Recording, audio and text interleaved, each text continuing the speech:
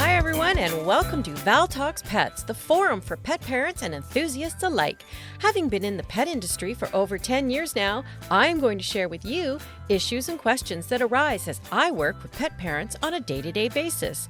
I am not a veterinarian, but I do have certifications in canine, feline, small animal, fish and herptile, and avian health and nutrition from the University of California, Davis Extension. Hi, everyone, and thanks for joining me on this episode of Val Talks Pets. On this episode, I'm going to ask for a bit of indulgence as I go a wee bit away from talking strictly about pets. We are all animal lovers, right? So I think this topic will be of interest as animal welfare is at stake, and we know that is extremely important.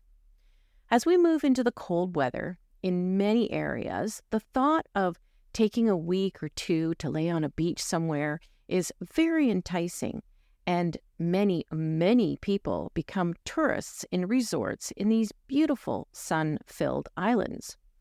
Along with enjoying the beach is also the fun of participating in activities you would never get to do in your own country. And this is where my topic for this episode begins. The exploitation of animals for tourist money is quite rampant, from swimming with dolphins, taking photos with monkeys, tigers even, to dog sledding.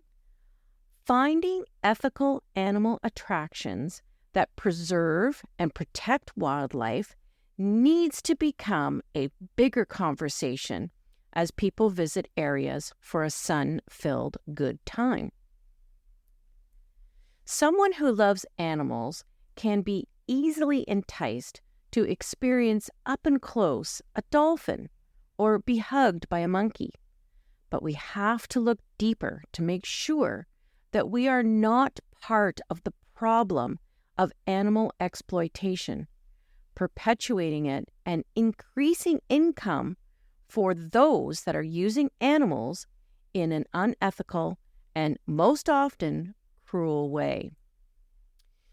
According to World Animal Protection, captive wildlife tourism often requires the removal of wild animals from their natural habitats or separation from their families at an early age if captive bred, and is linked to both legal and illegal wildlife trade. Furthermore, keeping wildlife in captivity for entertainment offers no genuine benefit to the conservation of the species. The Canadian Automotive Association, CAA, magazine did an article on this subject, and citing through World Animal Protection stated that around 110 million people visit wildlife attractions each year. 75% of these venues have a negative impact on wild animals. Think ostrich rides and shark baiting. Often animals have been snatched out of their natural habitat to become props for tourists, which can cause long-term harm. The article continues to point out from a quote from Michelle Hammers, Wildlife Campaign Manager for World Animal Protection Canada. Many wild animals that are used for the tourism industry have endured severe trauma, like being removed from their mother at an early age, facing inhumane training methods, and cosmetic alterations such as removal of teeth or claws. I remember watching a program on this subject, and people were taking selfies with baby tigers who had been drugged so that people could indulge themselves. Let's take a look at dolphins, for example, in the Swim with Dolphins programs often seen in Mexico and the Caribbean. The Swim with Dolphin programs have to first get dolphins. As shown in the Oscar award-winning documentary The Cove, the drive method is detailed graphically how dolphins are caught. In the book, Death at SeaWorld by David Kirby, the capture process is also detailed. Dolphins are often culled by fishermen who see them as threats to fish or to provide meat to local markets. These dolphins are rounded up in horrific style to be slaughtered. According to Justin and Amp, Lauren Adventure and Amp, Kind Travel, the secondary purpose of driver fisheries are to keep the youngest and most attractive animals to be sold to aquariums, marine theme parks, and swim with the dolphin programs. Out of the total amount of captured dolphins that are spared, only 53% of them survive the first 3 months of captivity after being exposed to stressful situations, human illness, and chemicals. In addition, Justin and Lauren point out the swim with the dolphin excursions are often trained using cruel food deprivation techniques, forcing them to either perform tricks or starve. And when it comes to swimming with wild dolphins, the program still creates stress for pods as they are targeted and can push the dolphins into situations with their natural predators.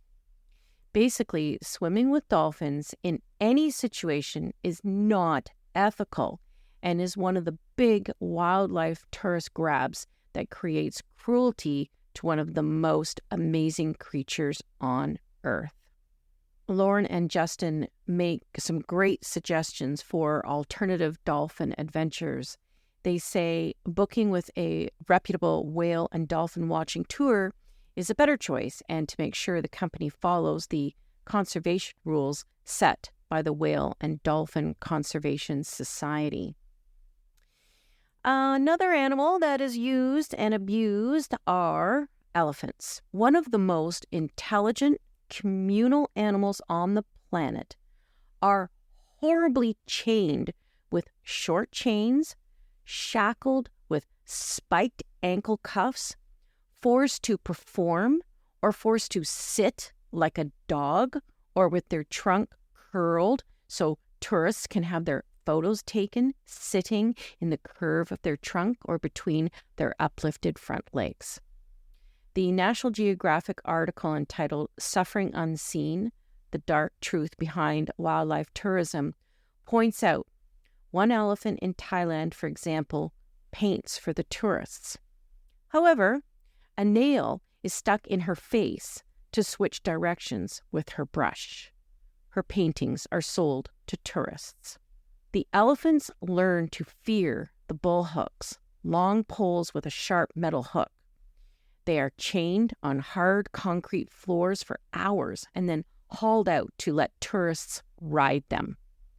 The article states the elephants give rides and perform tricks without harming people only because they've been broken as babies and taught to fear the bullhook. It continues to point out that many of these elephants are about 4 years of age, toddlers by elephant standards. The bottom line is never engage in elephant rides, sitting with elephants for photos, or any proposition where there is a caretaker directing what the elephant does, or just the plain fact that the elephant is in captivity. There is a 99.9% chance it is being cruelly treated day after day after day, 24 hours a day. As I briefly mentioned before, the majestic endangered tiger is also on the list of exploited animals for tourism. The National Geographic investigators dug deep into the lives of captive wild animals and how they are used and abused for tourist money. On nationalgeographic.co.uk, several photos are posted of tigers tethered on a 2 to 3 foot chain on a concrete slab so they cannot get up. Their tongues loll sideways out of their mouths, indicating drugging, and tourists from all over the world sit proudly behind these tigers, arms resting on their backs for their photos. Did they not notice the chain? Did they not notice the squinted eyes they can hardly keep open, or their tongues hanging out? Did it not occur to them that this is not natural, that a tiger laying here in this manner must have had something done to it? As Geo states, most tourists who enjoy these encounters don't know that the adult tigers may be declawed, drugged, or both. Or that there are always cubs for tourists to snuggle with because the cats are speed bred and the cubs are taken from their mothers just days after birth. Now, monkeys from many different species are also treated horribly and cruelly. World Animal Protection said it uncovered 290 macaques housed in venues offering shows in Thailand. Monkeys are trained to walk and behave more human from an early age. When they are not performing, they are often chained. There are also several undercover videos showing extraordinary beatings of monkeys of all kinds and ages. So, at this point, I'd like to go over the top 10 cruelest animal tourism as listed by abc.net News from World Animal Protection, which dubs these attractions as holiday horrors. Number 1, riding elephants. With a process of training known as the crush, elephants are made to submit into giving rides to tourists. This often involves restraining the baby elephants in small cages and tying them with ropes or chains and beating them with a bull hook. Number 2, taking tiger selfies. The tiger mistreatment I mentioned earlier is prevalent in Thailand, other parts of Asia, Australia, Mexico, and Argentina. Number 3, walking with lions. According to World Animal Protection, lion cubs are bred and taken away from their mothers within a month to supply the growing lion tourism industry. When cubs grow too big, they are used for relatively new walking with lion tourist experiences where handlers walk the lions on leads. Number 4, visiting bear parks. Bears are kept in often overcrowded pits, which can be a stressful situation. Bears are also forced to perform circus tricks. And just another comment on bears. In the National Geographic article, it points out how bears are chained standing in an upright position for indefinite periods of time to force them to strengthen their back legs to enable them to perform tricks standing up. Number 5, holding sea turtles. Holding a sea turtle can cause stress to the animal and weaken its immune system, making it more susceptible to disease. Number 6, performing dolphins. The United States was one of several countries to ban dolphins being taken from the wild for entertainment, Canada too. The dolphins spend their lives in a small space, restrictive compared to their natural open sea environment. Many dolphins also face stress-related illnesses and can suffer from heart attacks and gastric ulcers. Number 7, dancing monkeys. As mentioned before, monkeys are beaten and chained.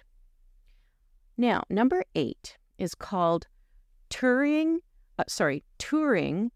Sivut cat coffee plantations.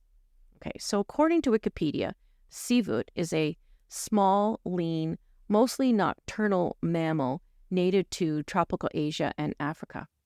Historically, it has been the main species used in perfumery. The civet has secretions from its perianal gland known as civitone. This was used in perfume production. To take it one step further, the civet is being used in the coffee industry. A coffee called kopi luwak, or seafood coffee, consists of partially digested coffee cherries which have been eaten and defecated by the ancient palm seafood. The cherries are fermented as they pass through the seafood's intestines, and after being defecated with other fecal matter, they are collected. Of course, this means that Asian palm seafoods are at danger now, as they are being caught and traded for this purpose. The World Animal Protection Report states while no cruelty is involved when pellets are collected in the wild, in an effort to produce more coffee, farmers have started catching the seafood and feeding them berries. The forced feeding often results in injuries, disease, and poor nutrition. Tourists can visit plantations, see the animals, and taste the coffee, and, of course, contributing to the continuation and rise of the cruelty to the seafood with the opportunity to make more tourist money. Number 9, charming snakes and kissing cobras. The practice has been on streets for hundreds of years. Cobras are captured in the wild and defanged using metal pliers, or their venom ducts are blocked, which can cause painful infections. Number 10, farming crocodiles. Crocodile farming involves keeping large numbers of crocodiles on farms and intensively breeding to supply the fashion industry with skins and also for meat. So, what do you need to look for if you are considering a wildlife excursion while on vacation? World Animal Protection lists these flags. Avoid venues where you can touch, hug, feed, take a selfie, or closely interact with a wild animal. And yes, that includes swimming with dolphins. If a quote-unquote sanctuary sells, breeds, or makes animals perform tricks, it's not an ethical operation. Be skeptical if operators guarantee an encounter with animals in the wild, which could mean animals are baited. Labels like sanctuary and rescue center can be used by anyone, so people cannot rely on these descriptions. And the last operation I really can only touch on for the sake of awareness is dog sledding adventures. This is an enormous topic and deserves its own episode. However, in the interest of creating awareness so just one person will not participate, I will give the overview.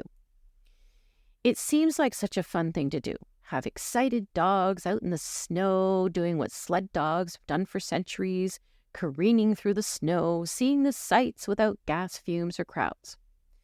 But behind the scenes, a very different picture is painted. In Ontario, Canada, an operation north of Toronto had 239 dogs seized by the province's animal welfare services in 2021. The dogs were found to be on insufficient lengths of tethers, were living outside without sufficient insulation of dog houses. 2 dogs died of bacterial infection and 2 others died of cancer. This particular facility had been inspected 15 times in 2 years. The dogs, being in distress, required the facility to make changes, but they did not, and hence the dogs were seized. There were more condition issues, but the gist of the situation was that the dogs were not being properly cared for and were out on excursions. Ontario is not the only province with this issue. Alberta and British Columbia have been implicated as well. A group called Direct Action Everywhere looked into 2 facilities in Alberta.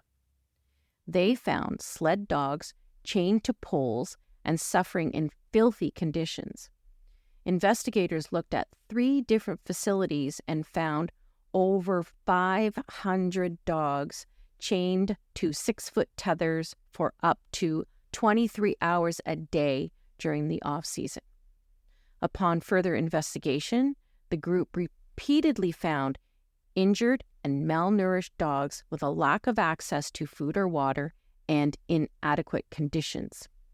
In The Plight of the Canadian Sled Dog article, it states, cruelty is well documented in the dog sledding industry and routinely ignored. Kennels, which run dog sled tours around Alberta during the winter season, hide the cruel mistreatment of their dogs behind pictures of smiling, snow-covered huskies. The reality of the situation could not look more different. In the video, Liberation Locked Down Sled Dogs, the dogs stared desperately at onlookers, longing for attention with chains around their necks.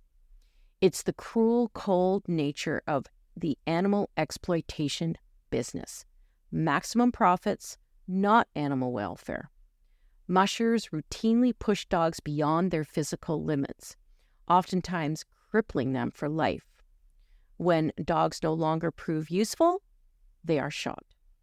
Okay, everyone, I really wanted to get this information out to create awareness. Those that listen to my podcast are animal lovers, so it is our responsibility to get the word out and to not unknowingly participate. And that leads me to my pet peeve section.